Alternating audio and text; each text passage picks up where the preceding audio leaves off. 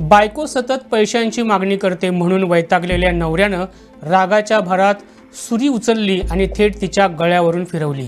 या घटनेमुळे बायकोच्या गळ्यातून रक्ताच्या चिळकांड्या उडाल्या आणि ती जमिनीवर तडफडत कोसळली।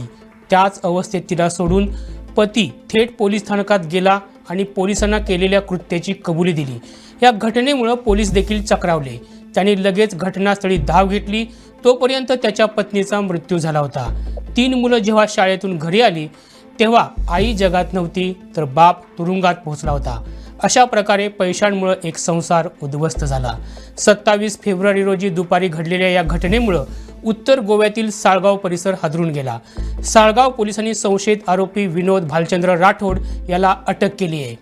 मूळ कर्नाटकच्या गदग इथला 40 वर्षांचा विनोद आपली 36 वर्षांची पत्नी रुक्मिणी आणि 3 मुलांसह 3 महिन्यांपूर्वीच गोव्यात आला होता। तो साळगावच्या मुड्डावाडो भागात भाड्याच्या खोलीत राहत होता। गेल्या काही दिवसांपासून त्यांच्यात पैशांच्या कारणावरून सारखे खटके उडत होते।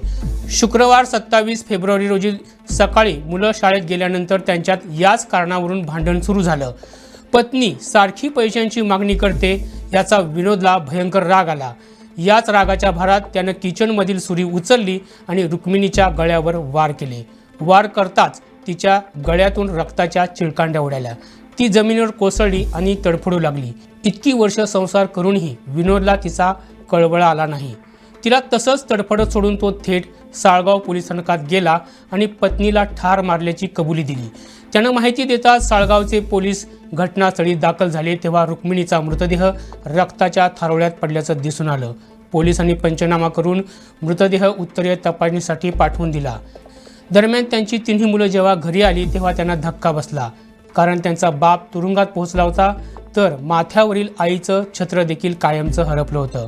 पोलीस अधीक्षक विश्वेश करपे, निरीक्षक दिनेश गडेकर आणि उपअधीक्षक हरिश्चंद्र मडकईकर यांनी घटनास्थळी भेट देऊन पंचनामा केला।